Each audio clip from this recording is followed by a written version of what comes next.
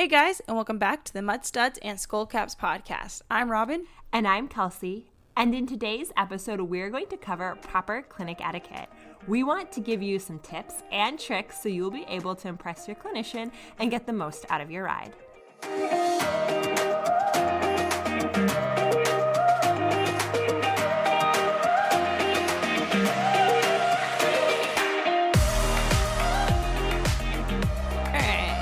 So how was your week, Kelsey? You guys have anything exciting happening? My week was good. I was gone for a couple days. And of course, anytime you leave your property, drama typically ensues, right? Like that phone call you didn't think you were going to get, or like you just leave with your fingers crossed, hoping nothing happens, knowing full well like something's going to happen when I'm gone. Yes. And this last week, I left my boyfriend as the house sitter. So he had all of my horses and dogs and cats to monitor. It's a brave move. It's brave. He's done it for me before, but I think this was definitely the longest period of time that I was gone for. And I thought it'd be the easiest because I had 2 horses at home and 2 down the road in the field. We had just moved Hudson, my yearling, down to go hang out with the thoroughbreds. And I thought, like, this is going to be so easy, right? Like, only 2 horses at home to take care of. Yes, you'll have to go check on the horses at the barn, but, like, they can take care of themselves. Fatal final thoughts, those are. Yes. Basically, I was super wrong. So we, like a couple of days before I left, had hauled my yearling down the road. First time in a trailer, like he'd practiced loading once or twice before, but like never been hauled. He did amazing, no problems. We got him out. And of course, being at a new place, he acted as all horses do at a new place. They suddenly are 1,000 feet tall and they're prancing and you basically have a kite at the end of your lead rope.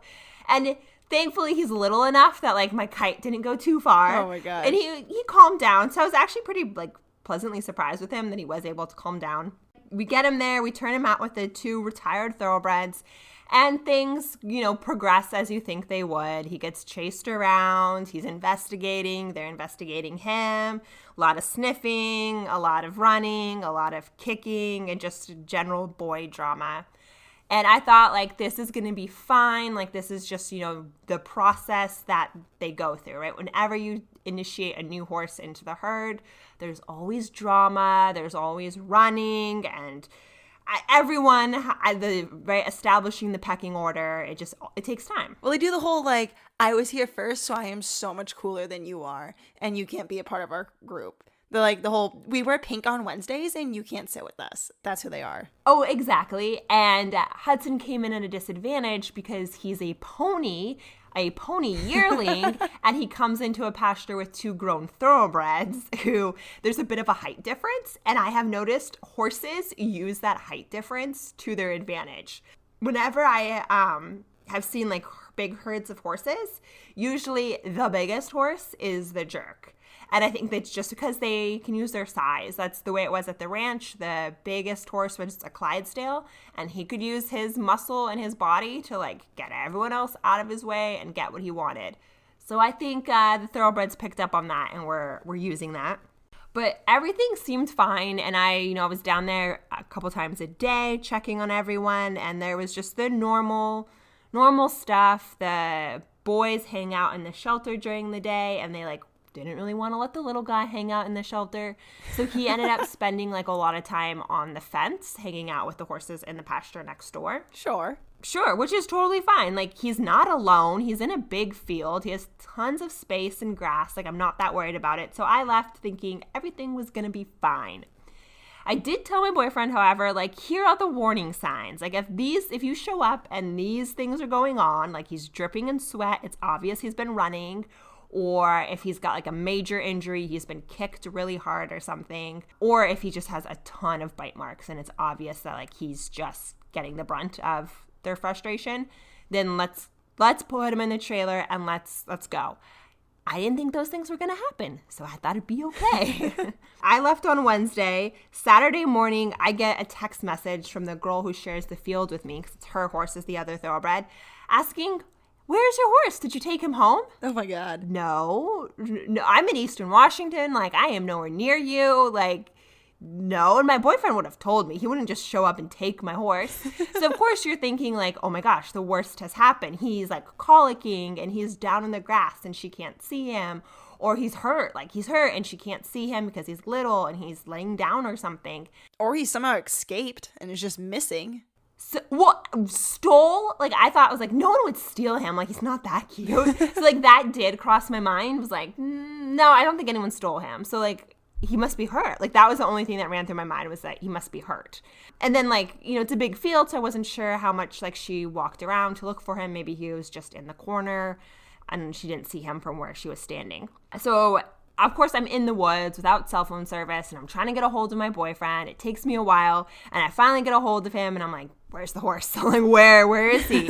He's like, oh, I don't know. He was there yesterday when I went to check. You know, it's still the morning. I haven't gone down yet. You know, like, I'll go down right now and look for him. So about like an hour later, I get a phone call, and he's clearly standing in the field, or a field, and I could hear the wind, and I could hear the horses. And he's like, well, I found him. He's fine, but he climbed over the fence to visit the other horses. So he... Oh, my God. Yes, he had climbed into... Wait, how tall is the fence? So it's one of those mesh wire fences, so he can just roll it over. And that's what he did. He didn't break anything. He just rolled over the mesh and, like, slid across it. So Ben, frustrated, and decided that at that point he was going to go get the trailer and take the horse home, which he was able to do all by himself. And I'm really impressed that my boyfriend was able to catch my horse in a field with other horses. He said my horse was being a bully and chasing the other horses around. And at one point while I was on the phone, he definitely got knocked over and, like, knocked on the ground by my horse. And, you know, of course, on the other end, you know, you're like, well, don't let him do that. Like, I don't know. That, I like, don't know what to do. I don't know what to do. It's just not a problem I have. Like, I don't know. Wave your arms. Like, get bigger. Like, treat it like it's a bear. Poor Ben. But he got him caught, and he got him down the pathway, up into the trailer, and took him home, got him unloaded, like, no problem. So I am really impressed with my skills of training my horse. I don't know. I think the credit has to go to Ben on this one. I'm really impressed that he figured out how to get him in a trailer by himself, because I still can't figure out how to do the divider and the back door and all of that by myself. So I'm really impressed that he was able to do that by himself and get the yearling home. But he was very annoyed with me and my horse. I'm just impressed he got the halter on correctly. I cannot tell you how many tries it takes Sean to get the halter on the right way on the horse's head. In all fairness, we have no evidence that he got the halter on correctly. There's no photos. That's true. So, not sure if it went correct or not, but the horse did get in the trailer and did get home, and it's totally fine. No damage, no cuts, no nothing. I did get a text from the barn owner, and she said that he had actually already climbed over the fence a couple times before, and they had just been putting him back in the pasture. Did you double check to make sure that he brought the right horse home? Like, did he correctly identify which one was yours and bring the correct one home? Yes. Oh my gosh, wouldn't that be hilarious? Had there been, like, another little black pony in my paddock? Like, that one's not mine. It's like the husband that comes home from the park and brought the wrong, like, baby home. Like, nope, that's not the right kid. You kidnapped somebody. No, he definitely brought home the right kid. That would have been funny. I remember, I think he sent me photos, too, like, when he was there to confirm that, like, this one's yours. But yeah, that was our adventure for this week. So my vacation was great. My boyfriend was a little stressed taking care of my animals. All right, so do you want to get into clinic etiquette and just kind of what our opinions are in regards to this? Yeah, I definitely think we should jump right into this topic and discuss what are some strategies for getting the most out of your clinics. I think we have a lot of cool ideas that maybe not everyone thinks of to get the most and to learn the most while you're at your clinic. And I also just like to preface it that these, of course, are our opinions, and we might come off a little prudish with some things. I realize is we kind of have the old school 90-year-old grandma logic on some stuff, but I think it's acceptable. I think we're okay with some of our line of thinking, right? I mean, we have recently watched several clinics that were, you know, the ones we've been watching were filmed in the last year. And I think it still holds true. Yeah. Right. Like what we're saying still is very evident at these clinics. It definitely makes a difference. You can tell the riders apart who are in different mindsets, who have come prepared at different levels. You can definitely tell. And these weren't just, the very basic minimal clinics that we're watching. These are ones that people pay hundreds of dollars per day to be there and attend. Like, these are the top tier, higher up level of clinics that they're like getting top level instruction at, that we're still seeing these reoccurring issues or just kind of things that people could be improving on to enhance their clinic experience. Yeah, I mean, that's exactly like these are happening at all different levels of clinics, from clinics with top, riders, with Olympians, to clinics with 4-H trainers and lower level local trainers. So it happens at all levels, and you can get the most out of your clinic, any clinic, using some of these tips and tricks. All right. I'm assuming you have a list. You always have a list. What's the first thing on your list that you thought of for clinic etiquette? So the first thing on my list is to bring a friend and to bring a camera and make sure that you're recording everything, you're including the sound, and you are, focused on all riders and not just your ride. This can be really beneficial because you can watch it back later, and you can watch how different riders are handling different situations, maybe small details you missed while the rides were going on, because there's a lot happening when you're in the moment watching. Yeah. But you can also, my favorite thing to do is, I'm a little bit of a nerd, but is body language. So trying to get a better understanding of the clinician's body language as well as their speech patterns, because there is a lot you can learn about what's actually happening if you're watching how they're reacting to what just occurred, and how they're talking to either you or to other riders. And you can start to figure out, oh, this is what they really liked and this is what they didn't like so much. And you can get a lot more of those details. No, I 100% agree with that. I also preface it with, if you're going to bring someone and have them film for you, maybe give them like a little bit of direction for how to film horses in a lesson. One of the clinics we were watching, the cameraman filmed the crowd. Like, yes, horse was going through the course, took the camera and focused it on the crowd, and you just saw someone's husband or boyfriend or brother, someone they brought along, and the cameraman was just filming somebody else filming. And I was like, this is so pointless. Why are we looking at this? Yeah, if you have a horse friend, that's probably best. Someone who knows what it's like to look at the camera and try to watch it. Yes. Because this is something that I run into with my boyfriend all the time, where like he just sets it on the fence, and then I'm at like a weird angle, and like only half of the arena is caught.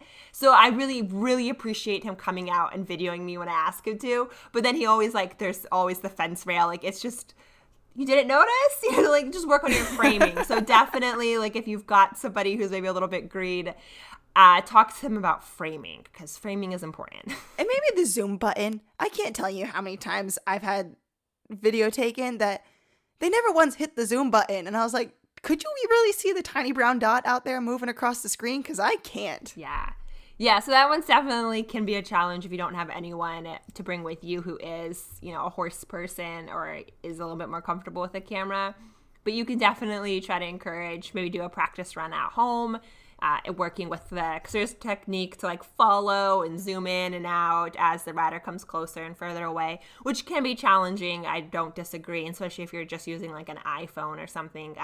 That might make it easier or harder. I don't really know. Definitely try to capture as much of the clinic on video as you can. And I know some of these nicer clinics are being videoed, and they may be available for you to purchase or to coordinate with someone to get the video from. Yeah, but videoing yourself in the clinic and the other riders around you it's so beneficial, because you get to go back and watch it, and you're not always paying attention to the other riders 100% during the clinic.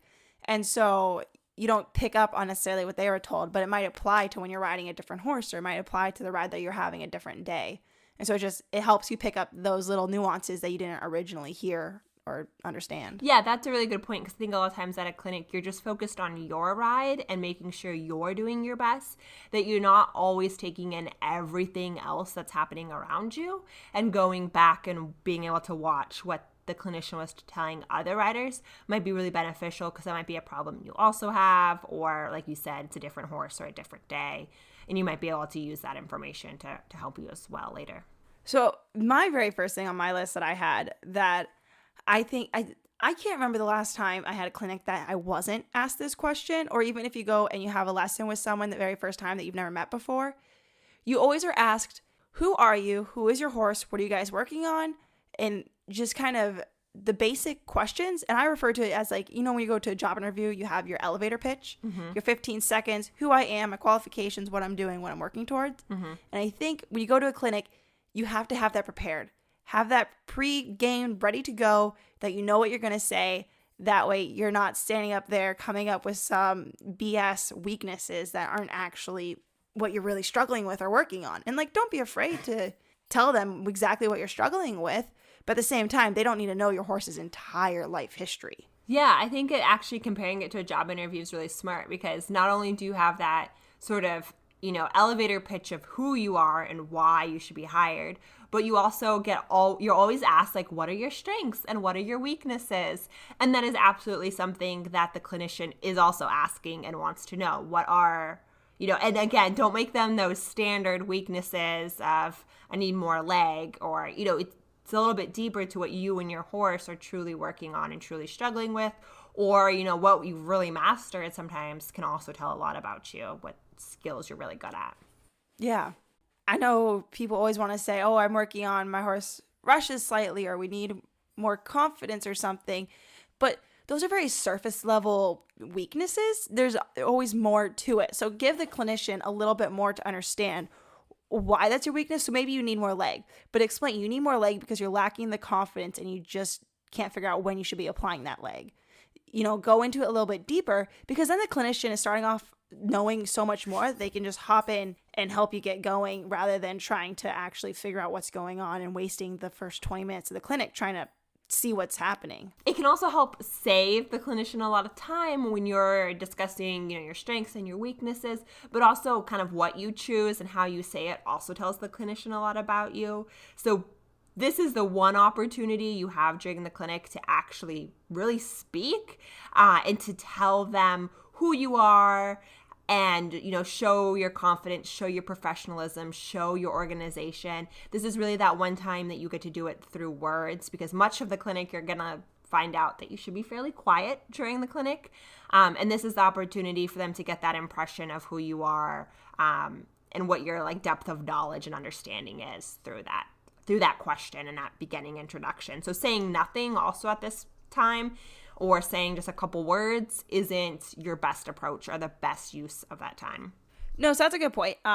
What's your next go-to clinic tip or clinic etiquette?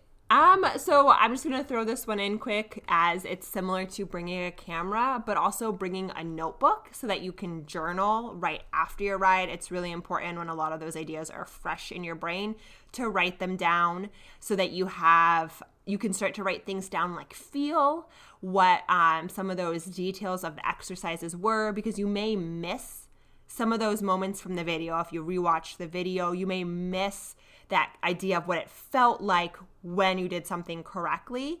And if you can write down what that feel was, write down what some of that timing and those more specific details are, then that will help you remember that ride and remember how to apply it again and what you're looking for in the future. Huh, interesting. I don't think I have ever taken a notebook once to a clinic. Gasp! What? How dare I? Well, I mean, for like Pony Club, we were supposed to keep record books and keep journals of our rides. Supposed to be being the operative. Supposed to be being operative. And oftentimes, right, this is left at home and you don't get to do it till you get home. And then by the time you get home, it's been a few hours, you're tired, you got a snack, you took a nap. And what you're writing down isn't maybe everything that happened, or it isn't that some of you're going to be missing things. So the sooner you can do it, the sooner you can get those things down on paper. I always bring a notebook with me when I go to a clinic, because you don't know what's going to be said. And sometimes it's like the most offhanded statements that can have like a huge impact or really mean something to you. I often find that it's something random that the clinician said that you're like, oh, I get it. And it wasn't like their big, it wasn't like a big speech or something really important. It was just like this little sentence that they said that was like, oh yeah, that's it right there. No, I agree 100%. I mean, sorry, it's kind of off topic. I mean, still on the topic of clinics, but Do you have one right off the top of your head that a clinician one time said to you that just clicked and resonated with you? Because I have one that I remember a clinician saying, but I want to know if you have one as well that like. So I have one that's coming to me really strongly right now, but it took me several more months to figure out what he was actually saying. So I do have one like that. Do you want me to share it, or you want to share yours? Share yours first, and then I'll share mine. So mine was with a well-known dressage clinician.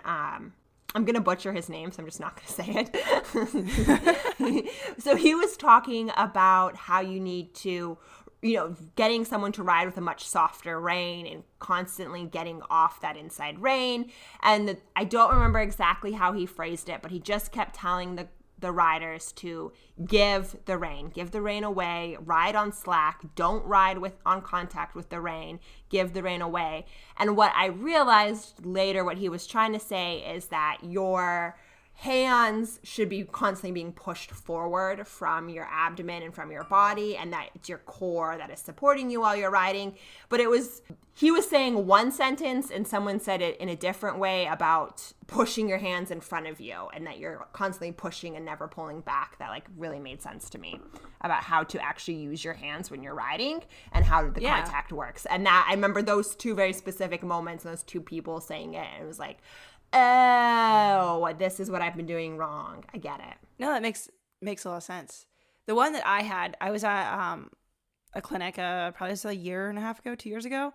I was riding a little Welsh pony, and she recently at the time had just started, anytime we came near the gate in the arena, she would violently rear up going one direction and spin. And then it started that like the farther away. So like it used to be right when we crossed with the gate to the arena, she would do this move. And then it got to where we were farther and farther away from the gate to where we could really only do a 10-meter circle before she would rear up and try to change directions. And I was getting frustrated because I couldn't figure out, how do I tackle this issue when it seems every time I try to address it, it gets worse. Mm-hmm. And he said, the less the behavior happens, the less likely it is to happen. Mm-hmm. And it took me a little bit to understand that one, but I was like, oh, that makes sense. The less she rears, the less likely she is to rear. So sometimes it's not just about muscling the horse through it. It's about leaving that issue alone and go focus on something else. Remove their brain from their little circle, the loop that they're stuck in, and focus on something else. Because the less they do it, the less likely they are to do it. Yeah, no, that's really good advice. Ever since then, I think about that almost every single ride. Anytime something happens, if my horse is tense at the beginning of the ride, I think, well, I just need to get them to relax more and focus on getting that relaxation a lot sooner, because the less they're tense, the less likely they are to be tense. Yeah. It's just amazing. Yeah, no, that's a great one. Yeah, that's really, I like that. Thank you. Me too. All right, now we can get back to all our clinic advice and tips of attending clinics. Yes. So I think we should talk maybe a little bit about our riders and how you should present yourself, not just what you say, but also what you wear to your clinic has a huge impact on the feedback you're going to get. And this was like super evident. We watched a clinic a few weeks ago now, and this was like an online clinic, not one of those virtual clinics, but like it was a real clinic. It took place in real arenas with real people. We were watching the video footage of it. Yes, we were watching the video footage of it. And one of the girls was riding, and she was wearing this pink and blue polo. And it was a pink polo with like a navy blue stripe, like a diagonal stripe from shoulder to hip across it. And unfortunately, the way this shirt was colored, it really made it look like she was dropping her shoulder, specifically the dark blue one. And it made her look like she was constantly hunched over and roached in her back while she was jumping. And perhaps she was, and perhaps she wasn't, because the shirt was really misleading in its color. So it's really important that you put a lot of thought into what you're going to wear, because not only can the colors and the designs, they can either enhance your position or, they can make it look like you're doing something you're not. But it speaks to your professionalism and, the fact that you are you're a working professional, or you're a young professional, or you're a wannabe professional who has showed up to this clinic. Yeah, so I remember we were watching her, and we kept watching and thinking, is she riding crooked? Is she that off to one side? And she might have been, but you couldn't tell because you couldn't tell what was the shirt and what was her. Because I think whatever, maybe she was off to the side or she was collapsing on one side, like it was made way more obvious by the shirt. And so you couldn't tell how minute those details were. That like we've heard certain recommendations over the years of, having horizontal stripes or a single vertical stripe that goes up the middle of your back helps clinicians see how your body is moving. Yeah, those stripes, right. If you have the horizontal stripes that go along your shirt, that shows if you're collapsing really easily or, if you're sitting up really tall or if you're sitting crooked, those stripes will help align. They align and the clinician from the ground can see that stuff much quicker and much easier. That is something like in your lessons, and as someone who's taught a lot of lessons, like as an instructor, we stand behind our students so often just trying to figure out like, what are you doing, right? Like it's something that like I spend probably half my lesson just standing behind my student being like, what the heck is going on? Like something's not working. Like why is this horse running out of the grid halfway through? It's not the horse. It's got to be you. Why are you doing this? And so things like stripes down your back, the horizontal stripes can really accentuate your position and make it real easy for a clinician to like identify things quickly so they don't have to stand behind you peering at you for like an hour trying to figure out what's going on. Yeah, the same is said. I know there's some jackets or kind of like the base layer, tighter tops, and they will have just a singular kind of wider stripe down the spine of the shirt. Mm-hmm. And that helps clinicians and instructors see if someone is, collapsing on one side and then the stripe like curves to one direction, or they can see, how the spine is moving and how the rider is using their own body. And it's really cool. Yeah, and you can get the correct feedback, like, right, if you're not sitting straight in the saddle, things like that will show with a stripe down your back, and you can get that feedback and make those adjustments. And it's really important. I mean, you can do this in your lessons regularly. You can do this at home when you're riding and have someone videoing you. But in clinicians, in clinics, you have such little time, right? It's such a short amount of time, and you're trying to get the most out of that hour and a half, whatever it is. So you taking every advantage you can is really important. And that's why dressing in a way that's going to get the most out of your lesson can be super beneficial. Yeah, and that also extends out to things like hoodies.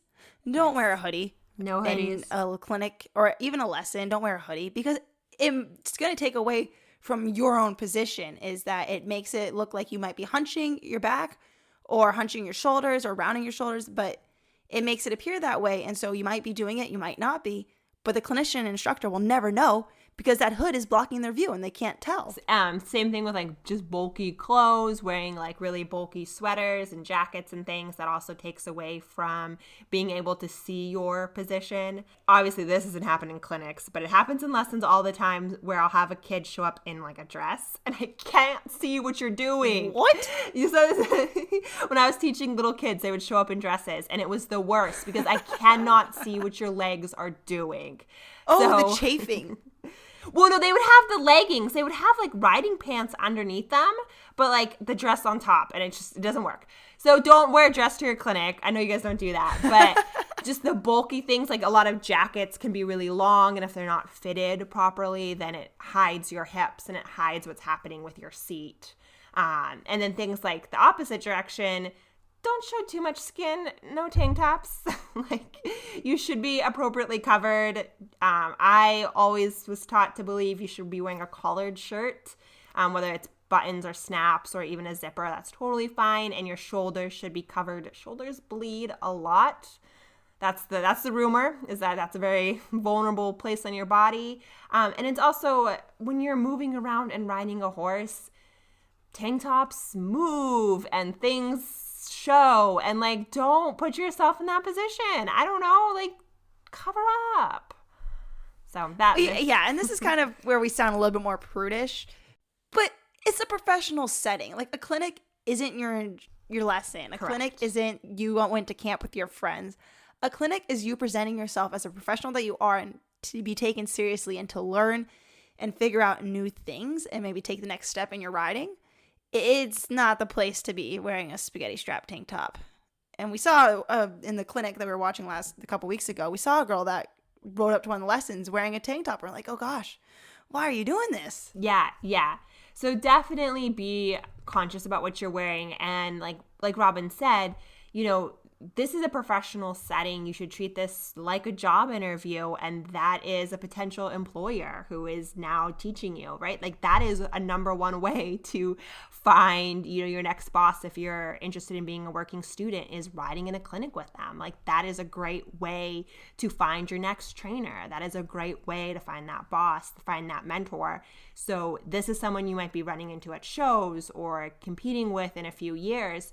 You want to make sure you're presenting yourself as a respectable professional, and that you are, maybe you're not a professional yet. Maybe that's just your goal, or maybe that's not even your goal, but you should be acting as if you're going to be, or that you will be someday a professional, because you want them to take you seriously. And a lot of it comes down to respect and showing that you value their time and you have taken it so seriously that you have decided to dress as a professional, and in a really, appropriate outfit. Well, yeah, and it reflects on you so much better because it shows that you care. It shows that you're there presenting yourself in a way that shows that you are there to learn and you want to learn. And that's going to make a clinician want to work with you that much more and spend more time on you rather than like leaving you over in the corner with an occasional, good job, Matta girl.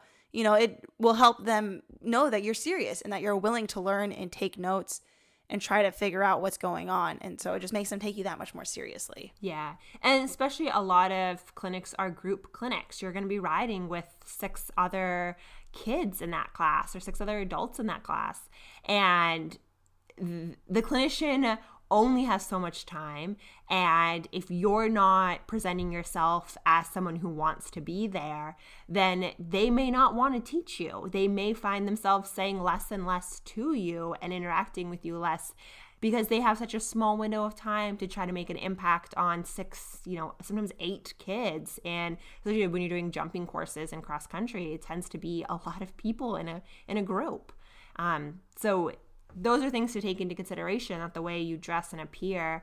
And it doesn't just apply to your clothes, it also applies to your tack is really important. Yes, clean your tack before. Do not come to a clinic with leftover grass and gunk on your bit.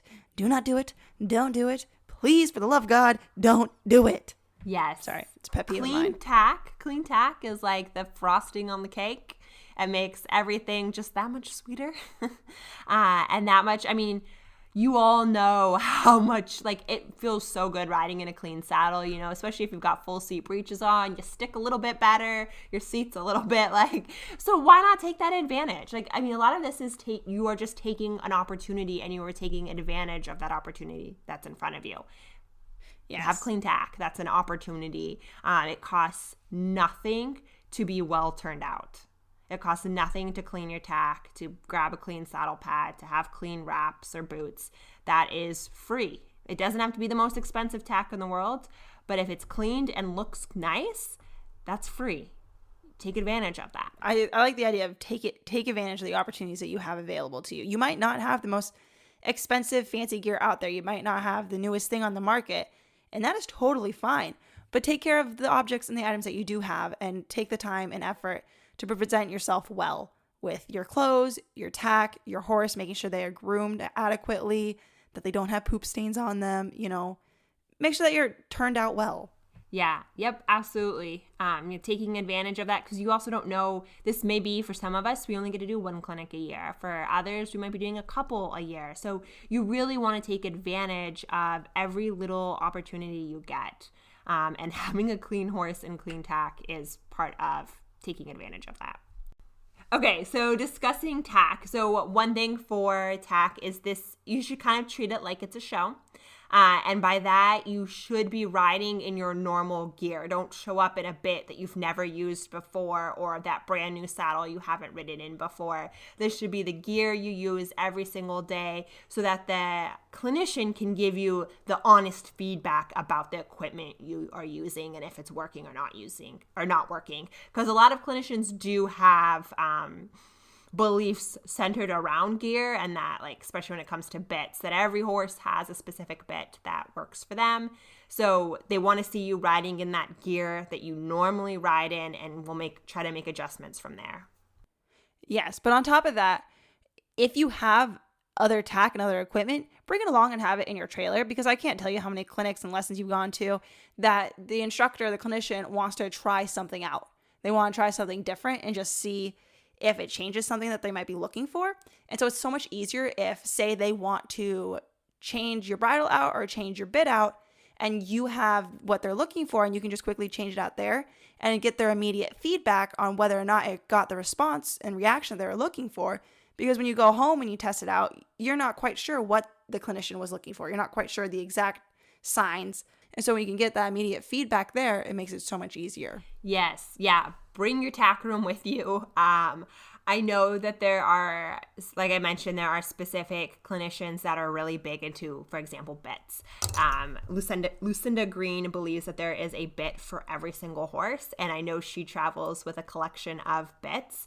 And so I would recommend, you might not be riding with Lucinda Green, but I would recommend bringing your bits with you, because there are plenty of other clinicians out there that also have a similar philosophy, especially if you are someone who's unsure about whether you should be riding in a curb bit or not riding in a curb bit, you're on the fence, make sure you've got that snaffle bridle with you, because a lot of times clinicians often want to go back to basics. That's like another big thing, right? Is take all the gear off, take all the gadgets off, put a snaffle bit in, and let's just start from there and see what we actually have.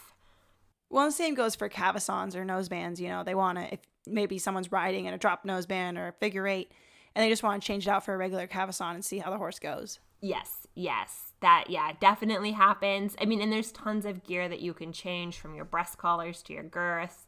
So a lot of times you will find clinicians and instructors who have a strong opinion about certain tack items. I know there's like some girths out there that there's some really strong opinions on whether they are good or not. And sometimes you may not 100% agree with it, but if you can give them the opportunity to, try it. If I do change my girth, if I do change my breast collar or my noseband, does it make a difference? Are we making progress towards whatever the goal is? Yes or no? That feedback can be really beneficial. Yeah. Well, and take everything with a grain of salt. Be out there with an open mind. Be willing to try things and learn new things, and accept that you don't know everything, because you're there for a reason. But at the same time, maybe something really didn't work for you, and you gave it an honest try, and you really tried doing everything they said and were working with it, and it just wasn't working for you and your horse. That's fine. Just take it with a grain of salt, but be willing to listen and learn. Yeah, no, I think it's definitely important to be willing to try something new, try something different. Yeah, don't give the immediate feedback of, oh, well, we normally go better than that. That might be true, that might be fine, but today you're not. See if whatever they have a change or adjustment to make, if it fixes it, if it improves whatever's happening. Absolutely. You have anything else tack related? Not tack related. I had something along the lines of taking advantage of opportunities. Ooh, hit me with it. What are your... Hit me with your best shot. Okay, here we go. The other thing I was going to say for taking advantage of opportunities is particular with group dressage lessons, when someone goes out to ride a test and everyone else is standing, or group jump lessons when someone might be riding the course and you are standing in the middle. Number one, always be ready to go, and when your turn is coming around, be ready, have your horse warmed up, ready to go. And do not just sit there on your horse like they're a couch. Be attentive and be ready to listen, because a lot of times the clinicians are going to turn around and say, did you guys see that? This is what she did. This is what she could have fixed, or this is what she did, and that's what saved her butt in this combination. That's what saved them going through a certain line. So be attentive and listening, even when you're standing in the middle and it's not your turn and you're not going. Also, do you know how many times the clinician has turned around and said to the group, what did you see there? Or what would you have done? Or asked for you to provide feedback. If you weren't paying attention and you weren't watching, you're going to look real silly. So yes, be paying attention even to the other riders that are going. And absolutely be ready. We don't have a ton of time in these clinics, so not wasting time, knowing when your turn is really important. Yeah, that was just kind of one of my big takeaways. Was I know we were watching some of the clinics a couple weeks ago, and there's a few riders that just sat on their horse, and they knew when their turn was coming around. They knew that they were going to be the next ones up to go, and yet they weren't getting their horse, back online. They weren't doing anything. They weren't even watching. They were just sitting slouched over in the saddle. Yeah, And a couple other things for paying attention, and this happens a lot of times with jumping courses, is what I can think of specifically for an example, is a lot of times the rider before you will make like a big mistake. And that big mistake may be that they cut the corner way too short, or they didn't. Been there. Right? And they didn't ride the line correctly. If the clinician calls that out and addresses it, you better not make the same mistake. You better then be able to go deep into your corner. You better then be able to figure out where that correct line is for that course or whatever it was. Because if you aren't listening to like the big like basically alerts that the clinician is giving, they're going to start to be concerned that you're not listening to those smaller statements that they're making, those smaller details. And it's a sign to them that you're not paying attention. And if you're not paying attention to the big things, you're probably not paying attention to the little things. And you might find them, again, talking to you less. Yeah, they're just going to determine it's not worth their time. You know, they rather focus their attentions on someone they know they can get results from. Yeah.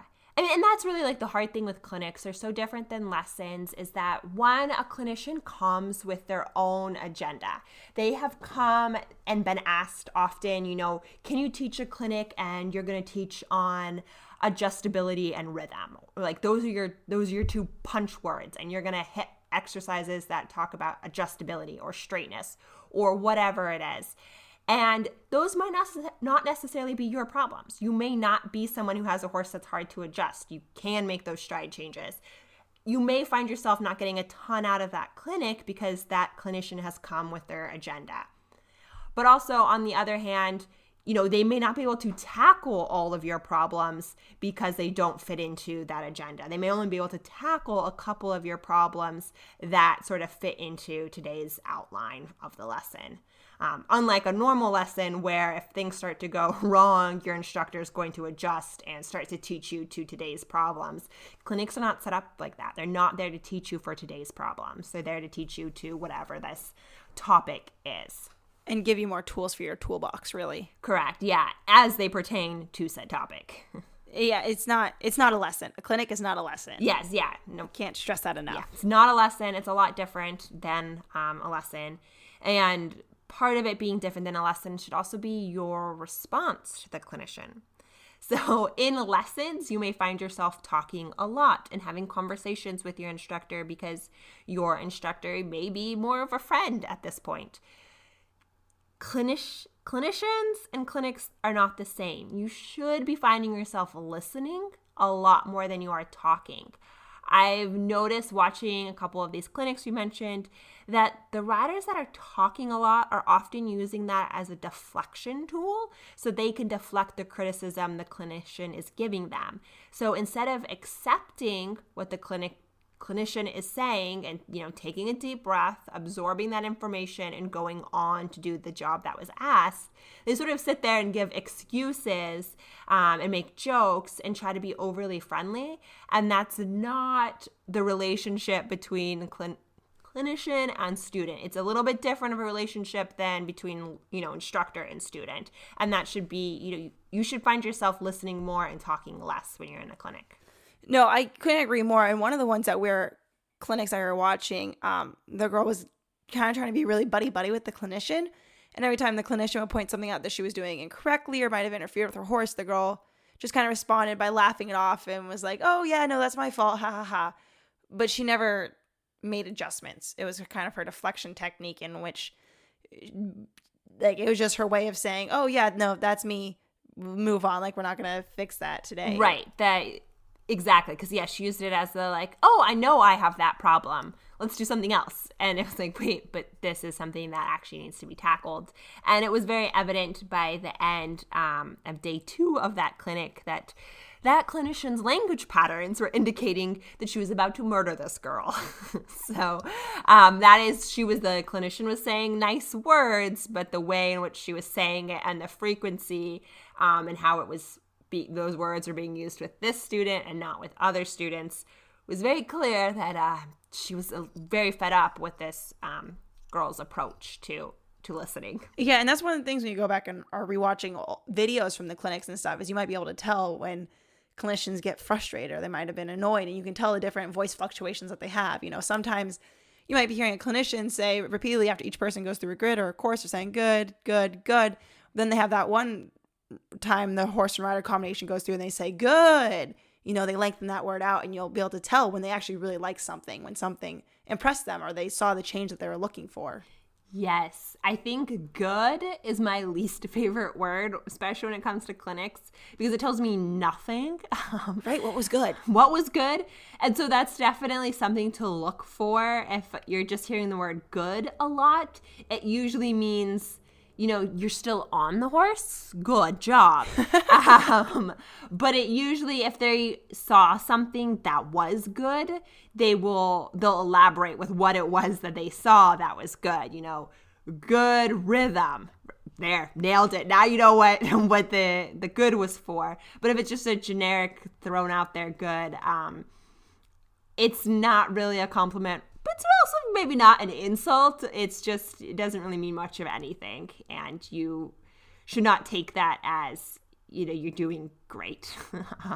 You're still here, so you're still kicking. Right. And this was something that I really became aware of the word good when I had the opportunity. We were in Kentucky after Pony Club Championships, and we were able to watch a bunch of different cross-country clinics all happening at the same time. And you could go from one group to the next to the next, and you could listen to different clinicians. And there was one lady, I have no idea who it was, but she kept saying good. And it was like, that was the only word she said. And it was, but like, it can't be. Like, there's something has to be happening. Like, did they do what you want? Did they not do what you want? Like, from a rider standpoint, that must have been so frustrating. From a auditor position, that was so frustrating, because it's like, I'm here to learn, and I can't tell what's happening.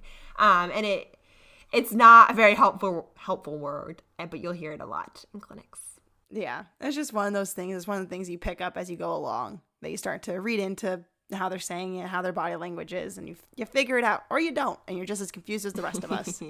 Yeah, it's definitely, you know, you sometimes have to come with more than just horse riding skills to a clinic or to a lesson to be able to get everything you need to get or want to get from the lesson. All right, I exhausted my list. Do you have anything else? Nope, that is pretty much the end of my list. However, I have a fun listener question, or I guess it's not a listener question. I found this on Facebook. Okay. I have a fun Facebook question. There is a group I follow on Facebook that sometimes posts like these weekly fun questions, and I think we should answer this week's question. Oh no, I haven't prepared an answer. That's okay. So this is a Family Feud style question. So you know what Family Feud is, right? Nope. It's like that game where there's like a bunch of people and there's like a thing and then they say words. I know Steve Harvey's exactly. in it, but Al, the guy from Tool Time, he was the host before Steve Harvey. So throwing it way back to Al. I don't know Al's real name other than Al. So that's not very helpful, but he used to be the host. So it's that game, right, with the boards. It's like we surveyed 100 people, and this is like the most common answer, the second most common answer, blah, blah, blah. Oh, okay. Okay. I'm ready. So here's the question. And I don't have the answers. I don't have the correct answers. But well, then how are you going to ask a question? But I just hang on there. Okay, you ready? I'm ready. I'm on the edge of my seat. Name something you would find in an equestrian's vehicle. Okay. Lead rope. Okay, I was going to say spilt grain. Like treats shoved into the cracks. Instead of French fries, it's like carrots and cookies. Rogue horse treats that have crumpled up on the bottom of the floor somewhere. Yes, there's definitely that. What else would be in equestrian's car? I usually have like a helmet. My helmet's usually in the car. Yeah, I usually have a helmet, boots of some type. Oh, yeah. Oh, my gosh. There's always my muck boots are always in the back of the car, and they stink up the entire car. There is always some stinky pair of boots. Yes. Somewhere in that vehicle, and it's always going to be a hot day when you come open your car back up and you're like, whoo-wee. Yes. That should not have been in there for that long. Yeah, and for me, it's like I always have grain because I'm always transporting grain somewhere to feed a horse. Oh, here's another answer. How about coffee? There's probably coffee in that car somewhere. I know I always try to keep her Coggins and like her recent vet like shots list in my vehicle. That way I always have it prepared because most of the time I won't remember to take it to shows with me. And then they're like, do you have her Coggins? I'm like, oh, yes, I do, because I leave it in my vehicle so I don't forget it. Okay. That is on the list. Someone else did say Coggins. Someone else says, they also said Banamine, extra tack lead ropes. There's a lot of lead rope and halter. I do not have either in my car, and I'm now starting to feel inadequate. I always have I don't have a halter. I have a lead rope because I can turn a lead rope into a halter. But I always have a lead rope just because we have now we've lost multiple horses down a road and had to go retrieve them. And having a lead rope to retrieve that horse makes your life so much easier. Yes. I usually just end up using my belt when I find loose horses on the road, which, happens way more than it should. Folks, check your fences. I have found a lot of loose horses on the road. It only happened to us twice with the same horse, but I'm just saying I found a lot of loose horses. I had it happen to me like 2 months ago. I lost my horse. That's true. You did lose your horse like 2 months ago. Yo, check your fences. I did. It was my gate. It turned out the wood shrunk a little bit and the gate latch popped out. It was a whole ordeal. Okay, man. I was really tore up about it. Well, check your gates, because I have found a lot of horses at very inconvenient times, like the middle of the night. I once found 2 horses on the road at like 4 a.m. It's not the best time. Me too. Not the best time for it. I remember one time I was driving to work, and this was also like 4 months ago, which doesn't seem that recent, but it's recent enough. I was driving down the road, and I was like, yo, those deer are a lot larger than I think they should be, right? Got closer. It was not deer. It was 2 loose horses. And I was sitting there, I was like, oh my gosh. Which house did they come from, right? You can't just leave them there. And so I had to figure out how to like wrangle these horses. Thank goodness I had a lead rope though. Dang it. Yeah, good thing. Okay, so the last couple I saw on this list that I want to share, dog. I think that's a given. That's a nice one. Dog. And also manure. Yes, it's probably stuck to the bottom of our boots. We know. We know our car smells funny, and we're sorry, but not that sorry, because we're used to it at this point. It's true. If my car probably has the constant odor of just horse sweat, a little bit of horse manure, a lot of despair, broke, that general scent. Despair, brokenness. Yeah. Empty carrot bags. Yeah. Blowing in the wind. Oh, well, dog leash. There's always a leash. Does that count like a lead rope? I'll give that to you for a lead rope. Okay. I always have a leash in my car. Yeah, because I'm assuming you would probably grab the leash to catch anything if you really needed to. Well, maybe not a bear, but leaving out bears. Why would I? So the list doesn't have bears on it, but does that mean it has other things on it? Like cougars? I don't know, man. I'm not sure. I feel like the list should only have horses on it. Or a dog. Or I suppose a dog. I could use a dog leash on a dog. You can use a dog leash on a dog. You can use dog leash on a cat, raccoon. You have numerous things you can use a dog leash on. I'll have to think about that. All right, guys. I think we have pittered out our little brains for today. Thank you for tagging along with us and listening to our podcast. If you want to catch up with us on Instagram, I'm going to be posting more frequently on there. But we're on Instagram at mudstudsskullcaps, or you can send us questions, topics you want us to talk about, or just anything you have off the top of your head to our Gmail, which is mudstudsskullcaps@gmail.com. Yeah, you can also leave a 5-star review for us on Apple iTunes on their little podcast app. Also, subscribe. That is how we get noticed. Those reviews are for other people to watch, and those subscriptions are how Apple iTunes and the different charts that be notice us. So do those things. Listen, follow, and enjoy. Yep. And make sure, guys, stay safe, stay classy, and stay in the saddle. Bye.